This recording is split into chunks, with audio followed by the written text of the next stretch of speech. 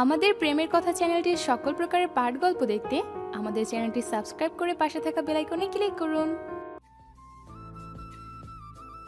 কি হলো তো? এমন টেনে হিচড়ে কেবিনে এনে কোন মহাভারত শুদ্ধ করলেন বলুন তো? নিবিড় মুখ পাকিয়ে বলা কথাটা গায়ে মাখল না। বেশ স্বাভাবিক ভঙ্গিতেই এগিয়ে গিয়ে বলল, ওয়েট আ মিনিট, আমি আসছি। ততক্ষণে কেবিন থেকে বাইরে যাবে না, গট ইট? বিনিময়ে হ্যাঁ অথবা না দুটোর একটা বলবার সুযোগ না দিয়ে তাড়াহুড়ো করে বেরিয়ে গেল নিবিড়। অনু বেকুব সেজে প্রো কুচকাল। এভাবে টাট্টু ঘোড়ার মতো দৌড়ে কোথায় চলেন উনি? কি করতেই বা ছুটে গেলেন? খাবারের কেবিন থেকে আবার চেয়ারে টেয়ারে টেনে টুনে আনবেন না তো? ও মাই আল্লাহ! নিবিড় ফিরল 2 মিনিটের মাথায়। এসেই চলতি নিচের ব্যাগটা কাঁধে তুলল। ব্যস্ত গলায় বলল, চলো, সিটের ব্যবস্থা হয়ে গেছে। হ্যাঁ, সিটের ব্যবস্থা হয়ে গেছে মানে? সব সিটেই তো ফিল আপ দেখেছিলাম। নিবিড়ের বিরক্ত চোখের চাহনি গম্ভীর গলায় তারা মেরে আবারও বলে উঠল, ওসব নিয়ে তোমায় ভাবতে হবে না, যা বলছি সেটা করো। Come first. নিবিড়ের গম্ভীর গলায় দিয়া ধমক খেয়ে মুখ ফোলালো অনু। পিছু পিছু হাঁটা ধরে পৌঁছালো শত ভিড়ের মাঝে শূন্য সিটটার নিকট। নিবিড় কাঁধে ঝুলিয়ে রাখা ব্যাগটা ওপরে তুলে রাখলো। উইন্ডো সিটটা চোখের ইশারায় দেখিয়ে বলল, যাও বসে পড়ো। বাধ্যগত সন্তান এনে সিটে বসে পড়ল অনু। পাশাপাশি দুটো সিটই খালি রয়েছে। নিবিড় চাইলেই পারত বসে যেতে, অথচ কিছু একটা ভেবে বসল না। সিটের পাশে ঠায় দাঁড়িয়ে রইল। অনু কিঞ্চিত খুসখুস করতে করতে এদিক ওদিক তাকালো। অনুর পাশাপাশি বসে যাওয়া অপছন্দ করার মতো বিশেষ কোনো মানুষের অস্তিষ্ক আবিষ্কার করতে ব্যর্থ হয়ে বলল, ব্যাপারটা কি বলুন তো? আপনি এমন পিলারের মতো দাঁড়িয়ে রইলেন কেন? বসবেন না? নিবিড় এক পলক তাকালো, পর মুহূর্তে দৃষ্টি সরিয়ে বলল, না। কিন্তু কেন? এত প্রশ্নের উত্তর আমি তোমাকে দিতে বাধ্য নই। চুপচাপ বসে থাকো, ঘুম পেলে ঘুমাও। আড়ালে আড়ালে বড়সড় এক ফেঞ্চি কেটে বসলো অনু। যত সব ন্যাকা মার্কা কার্যকলাপ! হুটহাট হাত ধরে টান মারতে পারে, উফ, প্রয়োজনে পিঠে চড়তে পারে, এমনকি কোলেও নিয়ে হেঁটে যেতে পারে। অথচ আজ যখন ওনার প্রয়োজন তখন দিব্যি টেরা স্বভাব ধারণ করে ফেললেন। ঢং দেখে বাঁচা যায় না, বাবারে! আচ্ছা ঠিক আছে, আপনার বসতে হবে না। আমার বরং ভালোই হলো, নিশ্চিন্তে পা ছাড়িয়ে গা এলিয়ে দিতে পারবো। আপনি আপাতত এটা বলুন, এমন ভর্তি বগিতে ফাঁকা সিট পেলেন কিভাবে? দুজন স্টুডেন্ট নেমে গিয়েছে কুষ্টিয়া স্টেশনে। ওদের প্যারেন্টস এসেছিল রিসিভ করতে। হোস্টেলে থাকে, নিজেদের বাড়ি এই এলাকাতেই, তাই। এই ছিল চলন্ত ট্রেনে ওদের শেষ কথোপকথন। এরপর আর কোনো কথাই বলা হয়নি ওদের।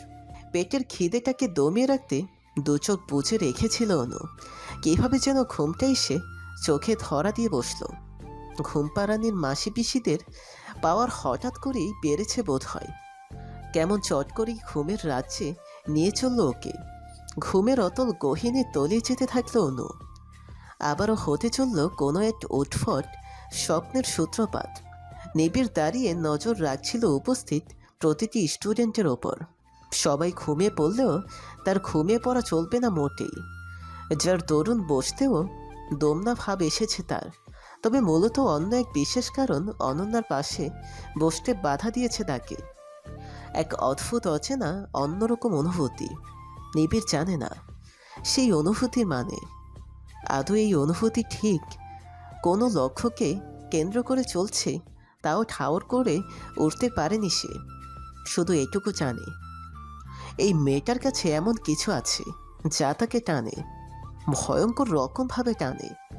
বুকের মাঝে অযথাই দেবদেবীর শব্দের ঝংকার তুলে বসে।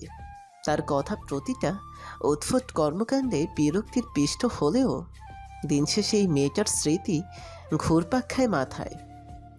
কারণে অকারণে কপালে ভাঁজ ফেলে, আবার হঠাৎ করে ঠোঁটে মৃদু হাসি ফোটায়। নিবিড় দৃষ্টি সরিয়ে অনন্যার দিকে আর চোখে তাকালো একবার। সে কি, এটুকু সময় ঘুমিয়ে গেল কিভাবে মেয়েটা? থাক, ঘুমিয়েছে যখন ঘুমাক। ক্লান্ত শরীরে বিশ্রামটা বড্ড প্রয়োজন ছিল তার। নিবিড় খেয়াল করল খোলা জানালা ভেদ করে গা হিম করা বাতাস আশ্রে পড়ছে, যার দরুন থেকে থেকেই কেঁপে উঠছে মেয়েটা। নিবিড়ের মাথায় আবারও এক ঝাঁক দুশ্চিন্তে এসে বাসা বাঁধল। নির্ঘাত ঠান্ডায় কাঁপছে অনন্যা, কিন্তু জানলা লাগিয়ে দিল তো বাঁধবে আরেক বিপত্তি। এই মেয়ের আবার অদ্ভুত সব ব্যায়ামও আছে। জানলা লাগানো থাকলে নাকি তার উল্টি প্রসেস অন হয়ে যায়। নিবিড় নাকমুখ কুচকে ট্রাভেল ব্যাগটা নামালো, ভেতরে থাকা সেদিনকার চাদরটা বের করলো। আপাতত এই দিয়ে কাজ চালাতে হবে তার। এতে পুরোটা না হোক, কিছুটা পরিমাণে হলেও উষ্ণতা মিলবে মেয়েটার। নিবিড় ছোট্ট করে শ্বাস ফেলে এদিক ওদিক তাকালো। ঘুমে কাতর স্টুডেন্টের দরুন বগিটাকে ওই স্তব্ধতায় মোড়ানো হয়েছে বলে মনে হচ্ছে আজ। ট্রেনের ঝাঁকুনিতে সৃষ্ট ছিকছিক ছিকছিক শব্দটাই কানে পৌঁছেছে স্রেফ। নিবিড় জিব্বা দিয়ে ঠোঁট ভিজিয়ে পাশে বসলো অনন্যার। চাদরটা গায়ে চড়িয়ে খুবই সাবধানে মোড়ালো তাকে। শীতল বাতাসে ধাক্কায় খোলা চুলগুলো এলোমেলো হয়ে উঠছে তার। চোখ মুখ থেকে থেকেই ঢেকে দিয়ে যাচ্ছে। ঘুম ব্যাঘাত ঘটাতে এটুকু যথেষ্ট মনে হলো নিবিড়ের। নিবিড় দুদণ্ড ভাবল চুলগুলো সরিয়ে দিবে কি দেবে না। এই ভাবতেই 2 মিনিট খোয়ালো। অতঃপর মনস্থির করে নড়ে চড়ে বসলো। আলতো করে কপালের উপর থেকে চুলগুলো কানের পিঠে গজে দিল অনন্যার। কিন্তু এ কি হলো? অনন্যা ঘুমের ঘোরে দুহাতে জড়িয়ে ধরল নিবিড়কে। নিবিড়ের ভেতরে অদ্ভুত এক শিহরণের উপদ্রব হলো। কপালে জমতে শুরু করলো বিন্দু বিন্দু ঘাম। একটা শুকনো ঢোক গিলে নিজেকে অনন্যার থেকে ছাড়িয়ে নেবার চেষ্টা চালালো সে। নিয়তির লেখার কাছে হার মেনে ব্যর্থ হতে হলো তাকে। নিবিড়ের একটু সরে যাবার প্রচেষ্টায় অনন্যা দ্বিগুণ হারে বিপরীতমুখী কার্যক্রম চালালো। পূর্বের তুলনায় আরো শক্ত করে জড়িয়ে ধরল তাকে। বেঘরে ঘুমোবার মাঝে কিঞ্চিত ছোট নাড়িয়ে বিড়বিড় করে বলল, ওলে ওলে ওলে, কি কিউট বিলাইটা রে, আমার গুলু মুলু গুলু মুলু। হয়তো আরো কিছু বলেই চলল, তবে এটুকুর বেশি কানে পৌঁছালো না নিবিড়ের। নিবিড় অসহায় ভঙ্গিমায় ঠোঁটে ঠোঁট চেপে ধরল। এর আগেও তো বুকে আগলে রেখেছিল সে মেয়েটাকে, তখন তো এতটা অস্থিরতা কাজ করেনি তার। তবে আজ কেন এমন ভিন্নরকম অনুভূতি? কি নাম এই অচেনা অনুভূতিটার? কী বা এর উদ্দেশ্য? কেন নিবিড়ের ওপর ক্রমশই চেকে বসেছে সে? জানা নেই নিবিড়ের। নিবিড় সিটে গা এলিয়ে দিয়ে দীর্ঘশ্বাস ফেলল। ডান হাতটা উঁচু করে অনন্যাকে ঘিরে রাখল। ইস, ঘুমলে একদম বাচ্চাদের মতো লাগে মেয়েটাকে। এতটাই ছোট মনে হয় যেন মুখ ফুটে কথা বলাটাও রপ্ত করতে পারেনি সে। অথচ ঘুম ছুটে গেলেই উদ্ভট সব কথাবার্তায় গানের মাথা খাওয়া শুরু করবে। কে বলবে এই পিচ্ছি মেয়েটাকে নিয়ে বর্তমানে সোশ্যাল মিডিয়ায় ঝড় উঠেছে। পানি ভিডিওতে পর্যন্ত তার বলা ডায়লগুলো এডিটিং করে ঢুকিয়ে দেওয়া হচ্ছে। নিবিড় ভাবতে পারে না আর। মস্তিষ্কটাকে কিছুটা বিশ্রাম দেওয়া দরকার। আজকাল ভীষণ খাটতে হচ্ছে তার। অনুর ঘুম ভাঙল কারো তীব্র চিৎকারে। এক নাগারে ওর অসহায় নামটা আউড়ে চলেছে কে যেন। আহা, এত কিউট একটা বিলাইকে চেপে ধরে আদর করছিলাম, কি সুন্দর লেজ গুটিয়ে ম্যাও ম্যাও বলে ডাকছিল। গোল গোল চোখগুলো দিয়ে ড্যাব ড্যাব করে তাকিয়ে তাকিয়ে দেখছিল। সবকিছু মুহূর্তের ধোঁয়াশায় পরিণত হলো। কপালে বিরক্তির ভাঁজ ফেলে পেট পিট করে তাকালো অনু। নিবিড়ের চিন্তিত মুখ, কপালে বিন্দু বিন্দু ঘাম। এক দৃষ্টিতে উবু হয়ে ঝুঁকে আছে অনুর মুখের ওপর। ডার্ক রেড ঠোঁটচোরা নাড়িয়ে ক্রমান্বয়ে বলছে, অনন্যা ওয়েক আপ, পৌঁছে গেছি তো আমরা। বলে বলে ডেকে চলেছে অনুকে। কিছুক্ষণ এক দৃষ্টিতে চেয়ে নিজের অবস্থান বুঝবার চেষ্টা চালালো অনু। কয়েক সেকেন্ডের মাথায় এক ছটকায় সরে এলো ও। আমতা আমতা করে বলল, আপনি আপনি এখানে?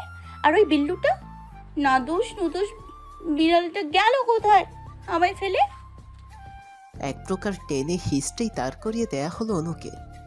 নিবিড় ব্যস্ত হয়ে গায়ে চড়িয়ে রাখা চাদরটা টেনে ভাঁজ করতে লাগলো। ব্যস্ত গলায় বলল, তোমার বিড়াল নিজের ভুলটা বুঝতে পেরে পালিয়ে গেছে। আপাতত ভুলভাল বকা বাদ দিয়ে সেন্সে আসো, স্টেশনে পৌঁছে গেছি আমরা। একথা বলেই অনুকে নিয়ে কেবিনের দিকে ছুট লাগালো নিবিড়। রাত্রি ঘুমু ঘুমু, চোখ দুটো হাত দিয়ে টলছে। পাশে যারা চোখে মুখে পানের ছিটা দিচ্ছে। মাত্র ঘুম ভেঙেছে বোধ হয়। রুশো এখনও আগের মতো অগ্নির উপর উল্টে শুয়ে আছে। আর অগ্নির কথা নতুন করে বলবার কোনো প্রয়োজন দেখছি না। বরাবরের মতো ঘুমে কাত হয়ে দিন দুনিয়া ভুলতে বসেছে সে। নিবিড় চটচলতি রুশোকে টেনে দাঁড় করালো। চোখের ইশারায় অনুকে বোঝালো রাত্রির ঘুমই ছোটাতে। রাত্রির ঘুম উঠিয়ে দিতে খুব বেশি বেগ পেতে হলো না অনুর। সামান্য একটা চিমটি যথেষ্ট ছিল অস্ত্র হিসেবে। আউ! চিৎকার করে লাফিয়ে দাঁড়িয়ে পড়ল রাত্রি। অনু বেশ স্বাভাবিক ভঙ্গিতেই বলল, আউফাউ বাদ দিয়ে ব্যাগ ঘাড়ে তোল, স্টেশনে পৌঁছে গেছে। যারা মাঝপথে ব্যাগরা দিয়ে বসল। ভারী চিন্তিত গলায় নিবিড়ের উদ্দেশ্যে প্রশ্ন ছুড়ল, বেই, তুমি কোথায় ছিলে? ঘুম থেকে উঠে দেখি কেবিনের কোথাও নেই তুমি। অগ্নির ব্যাগটা ওপর থেকে নামাতে নামাতে জবাব দিল নিবিড়, এখন তোমরা বসার সিটকে ঘুমানোর বিছানায় বানিয়ে ফেল, আর কি করার।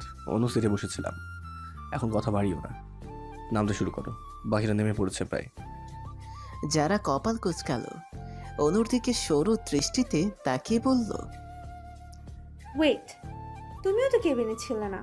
বাই এনি চান্স তোমরা একসাথে ছিলে না তো? বিনিময় লম্বা করে দাঁত কেলিয়ে দিল অনু। রসিকতা করে বলল, দুটো সিট নিয়ে একাই মহারানী বেশি ঘুমিয়েছিলাম বুঝলে। হঠাৎ চোখ খুলে দেখি জলজ্যান্ত বিলাই আমার পা জোরে। যারা হতভম্ব হয়ে ঠোঁট বাঁকাল। বিপরীতে তাকে আর কোনো প্রশ্ন ছুড়বার সুযোগ না দিয়েই অগ্নিকে ডাকতে আরম্ভ করল অনু। ভাইয়া, ওই ভাইয়া ওঠ, আরে ওঠ না, বাসায় যাবি না নাকি? অগ্নি অচেতন ভঙ্গিতে ঘুমে বিভোর। এত ডাকাডাকি করে বিশেষ লাভ করতে পারল না কেউই। মাঝ থেকে রোশো লম্বা একটা হাই তুলল। নিবিড়কে উদ্দেশ্য করে বলল, নিবিড় বড়ো, তুমি এক কাজ করো, তুমি বড়োর কাঁধ ধরো, আমি ধরি পায়ের দিকটা, নয়তো এই বান্দাকে ট্রেন থেকে নামানো জাস্ট ইম্পসিবল। নিবিড়ের মাথায় হাত। এই মুহূর্তে 70+ কেজি ওজনের কাউকে কোলে তুলে ট্রেন থেকে নামাতে হবে ভাবতেই মাথাটা চক্কর দিয়ে উঠেছে ওর। নিবিড় ভাবল কিছুক্ষণ। এই রেলপথের রাজশাহী স্টেশনের সমাপ্তি বিধায় ট্রেন ছেড়ে দেবার ঝামেলা নেই। যার তরুণ বেশ কিছু সময় নিয়ে অতঃপর বলল, তোমরা নেমে পড়ো, আমি এটার ব্যবস্থা করছি। নিবিড়ের কথার উপরে আর কোনো কথা না বাড়িয়ে সুরসুর করে নেমে পড়ল সবাই। যারা নামতে দমনা ভাব দেখিয়েছিল যদিও, তবু বিশেষ লাভ করতে পারল না। প্রায় 5 মিনিটের মাথায় লম্বা এক পাহাড় সমান কিছু একটা নামতে দেখা গেল ট্রেন থেকে। ভালো মতো দৃষ্টি নিক্ষেপ করে বোঝা গেল অনুর কলুর পলট ভাইটাকে কাঁধে চাপিয়ে ছোট্ট ছোট্ট ধাপ ফেলে নামছে নিবিড়। রসো চোখ বড় বড় করে অনুর দিকে চেপে এলো খানিকটা, ফিসফিসেই বলল, বড়োর কি সৌভাগ্য দেখেছিস? নিবিড় বড়োর কাঁধে সরে কি সুন্দর ঘুমিয়ে আছে। এই সুটকি অগ্নি বড়োর মতো লেগ পিসটাও হুটহাট কাঁধে কোলে উঠে পড়বে নাকি নিবিড় বড়োর? ঠোঁট উল্টে অনিশ্চয়তা জানালো অনু। চাপা গলায় বলল, জরিনা খালের কথা জানি না, তবে আমি চড়েছি বেশ কয়েকবার। মুহূর্তেই গোল গোল করে রাখা চোখ দুটো কোঠর থেকে বেরিয়ে আসার উপক্রম হলো রুশোর। গালে হাত রেখে বিস্মিত গলায় বলল, কস কি সুটকি? তোমার লেগ পিজের কসম, বাজিয়ে চুটকি। ভূত, আম্মু গো, ভূত ভূত ধরেছে আমারে। এমন এক তীব্র চিৎকার ছেড়ে লাফিয়ে উঠল অগ্নি। নিবিড় হতভম্ব হয়ে দাঁড়িয়ে রইল স্রেফ। ততক্ষণে প্ল্যাটফর্মে ধুমধাম শব্দেই নিচের কোমর ভাঙা সারা তার। অগ্নির গঙিয়ে ওঠা মাত্রই গোলগোল চোখ দুটো ক্রমশই আগ্রহী হয়ে উঠল সবার। নিবিড়ের কাঁধ থেকে লাফিয়ে পড়ে কোমরের 13টা বাজাবার পরও সেদিকে বিশেষ খেয়াল নেই তার। মূলত ফুটপেটনি সম্পর্কিত উদ্ভট সব চিন্তাধারাই মস্তিষ্কে বর্তমান। রসু অনু একে অপরের দিকে হতভম্ব হয়ে তাকালো। নিবিড়ের চোখে ভয়ানক অসহায়ত্বের ছাপ। প্ল্যাটফর্মে অবস্থানরত মানুষগুলোর ওপর চরম বিষাদগ্রস্ত মনোভাব ফুটে উঠেছে তার। এই মুহূর্তে অগ্নির পশ্চাতে উদাম মার্কা এক লাথি বসে দেওয়ার তীব্র বাসনা ফুটে উঠেছে। রয়ে শুয়ে তাকে হ্যাচকা টান মেরে দাঁড় করালো নিবিড়। অগ্নি এখনও চোখ দুটো বুঝে ফুলফাল বকে চলেছে। যারার চোখ মুখ তাতে আঁকাবাঁকা হতে হতে চরম পর্যায়ে পৌঁছেছে আজ। ভূত আমার ভাও, পেতনি আমার ছাও, দুর্বল কই থেকে কি নিয়ে যাচ্ছিস মাও? নিবিড় নিজের ডান হাতটা মুষ্টিবদ্ধ করে জোরে সরেই পিঠে কিল বসিয়ে দিল অগ্নির। বিনিময়ে বেচারার তীব্র চিৎকার দু আঙ্গুল কানে ঠুকে দিল অনু। আবে শালা, চোখ খোল, কোন দুনিয়া আছিস দেখ। অগ্নি চমকালো খানে, চোখ দুটো বুঝে রেখে হাত দিয়ে নিবিড়ের চোখ মুখে হাত বলিয়ে বোঝার চেষ্টা চালালো আদৌ কোনো ফুটপিটনি টাইপ গরম অনুভব করতে পারে কিনা। এই কাণ্ড দেখে রোশো ফিক করে হেসে ফেলল, চাপা গলায় বলল, অগ্নিবুড়োর সাথে এবার প্রাণটা জমে যাবে রে সুটকি। আর চোখে তাকালো অনু, নিচু স্বরে বলল, প্র্যাঙ্ক ট্র্যাঙ্ক ছাড়ো, আপাতত ভাইকে বাস্তবে আনার ব্যবস্থা করো। তার জন্য নিবিড় বড়ই এনাফ সুটকি, আমাকে কিছু করতে লাগবে না, জাস্ট ওয়েট অ্যান্ড ওয়াচ। রোশোর কথাটা পুরোপুরি শেষ হবার মুহূর্তেই অগ্নির আঙ্গুলে জোরে সোরে এক কামড় বসালো নিবিড়। ব্যথায় কোকড়ে ছিটকে সরে দাঁড়ালো অগ্নি। চোখ খুলে ব্যথা সহ্য করবার তাগিদে কোমরে দেয়া আঙ্গুলটা ঠোঁটের সাথে চেপে ধরল তৎক্ষণাৎ। কাদো কাদো মুখ করে বলল, দিন দিন রাক্ষস হয়ে যাইতেছস তুই। কোন আক্কেলে কামড় মারলি? উফ, রক্ত বের হয়ে দিয়েছে মনে হয়। এগুলো তোর দাঁত নাকি কোদাল? বুলডোজার, আবার সব ফাউল কথাবার্তা ছাড়। কি সব ভূত পেতে নিয়ে পড়ে আছিস? হ্যাঁ, বাসায় যাবি না? অগ্নি পিট পিট করে স্টেশন জোরে চোখ বুলালো। আচমকায় চমকে উঠে বলল, হায় হায়, ট্রেনে থেকে নামলাম কিভাবে আমি? আমরা না কুষ্টিয়ায় ছিলাম? নিবিড় দাঁত দিয়ে ঠোঁট চেপে রাগটা দমিয়ে নেবার চেষ্টা চালালো। দু হাতের মুঠো শক্ত করে ধরে রোষের উদ্দেশ্যে বলল, রুশো, তোমরা সবাই চোখ বন্ধ করো তো। Hey bro. একরাশ বিস্ময় নিয়ে প্রশ্ন ছুড়ল রোশো। নিবিড় বেশ স্বাভাবিক গলাতেই জবাব দিল, ভয়ানক কিছু হতে চলেছে, তোমরা সবাই ছোট। তো ক্লোজ ইউর আইজ ডিয়ার। রোশো ঠোঁট তুলতে মাথা নাড়ালো। একে একে প্রত্যেকেই চোখ বন্ধ করলে অনু কান খাড়া রাখলো অবশ্য। তবে যা আবিষ্কার করলাম তাতে যারার কিউরিয়াসিটি অধিকাংশ বোঝা গেল। খুসখুস করতে করতে অবশেষে অনুকে প্রশ্ন করেই বসল, হে লিসন, অগ্নির সাথে নিবিড় কি এমন করবে বলো তো, যে আমাদের চোখ বন্ধ করতে বললো? চোখ বুজে রেখে মৃদু গলায় অনু বলল, তা জানলে কি এভাবে কান খাড়া করে থাকতাম? ওয়াইদা চিপাগলি ভাইয়া, তোমার থেকে বড় খালা আম্মা, কল হিম ব্রাদার, ওকে? দৃষ্টিগোচর না হলেও যারার মারাত্মক সেই ঠোঁট বাঁকানি অনুভব করা হলো। এমন কঠিন কথা চুপচাপ হজম করা মোটেও তার কর্ম নয়। অবশেষে অপেক্ষা প্রহর শেষ হলো। ঢিকুম ঢুকুম টাইপ আওয়াজ দু তিনবার কানে এলো পাছে। চোখ মেলে আগ্রহী দৃষ্টি নিক্ষেপ করতেই অগ্নির চওড়া হাসি নজরে পড়ল। হাসিটা যে মনের সুখে দেয়া হাসি নয় এ বোঝা গেল ভালো মতোই। মূলত কোনো বিশেষ কিছু লোকাবার তাগিদেই ঠোঁটে জোরপূর্বক হাসি ফুটিয়ে তুলেছে সে। নিবিড় অবশ্য বেশ স্বাভাবিকতা বজায় রেখেই দাঁড়িয়ে রইল। মাঝ থেকে অগ্নি ব্যাগ হাতে উঠাতে উঠাতে বলল, আর তোমার মুখে এমন শুকনো শুকনো লাগছে কেন? বাড়ি যাবে না? চলো চলো, অনেক রাত হয়ে গেছে তো। একে অপর দিকে আহত চোখে তাকালো সবাই। রাত্রি খানিকটা চেপে এলো অনুর পানে, মিনমিন করে বলল, যাই হোক, ভালো কিছু হয়নি এ কথা নিশ্চিত, কিন্তু আমার চিন্তা তো অন্য কিছু রে। ভ্রু নাচিয়ে ইশারায় জিজ্ঞেস করলো অনু। কি? রাত্রি জিব্বা দিয়ে ঠোঁট ভিজিয়ে নিল। খানিক তোমনা ভাব নিয়ে নখ খোটাতে খোটাতে বলল, এই মাঝরাতে একা একটা মেয়ে মেসে ফিরবো, বুঝতে পারতেছিস তো রিস্ক কেমন? মুহূর্তে চোখ গরম করে তাকালো অনু। ধমকে উঠে বলল, এক লাথ মেরে রেল লাইনের ওপর ফালাবো। বান্দরনি কোথাকার, একা যাবি মারে কি? হ্যাঁ, আমরা আছি কিসের জন্য? রাত্রি ঠোঁট উল্টে কিছু একটা বলবে তার আগেই উচ্ছ্বাসিত হয়ে বলে উঠল রুশো, সুটকি, আমি তোমাদের সাথে যাব না রে এখন। মাম্মি বলেছে ডিরেক্ট বাসায় যেতে। আর ওর ম্যাচও তো আমাদের বাসার যাওয়ার রাস্তা দিয়ে পড়ে। আমি না হয় ওকে নিয়ে যাই। রাত্রিকে কিছু বলবার সুযোগ না দিয়ে চলতে অনু বলে বসলো। হ্যালো বন্ধুরা, পরবর্তী পার্ট খুব তাড়াতাড়ি আসবে, তো সবাই অপেক্ষায় থাকো। আর চ্যানেলটি যারা এখনো সাবস্ক্রাইব করনি তারা পরবর্তী পার্ট দেখার জন্য চ্যানেলটি সাবস্ক্রাইব করে রেখো। ধন্যবাদ সবাইকে, আমাদের সাথেই থেকো।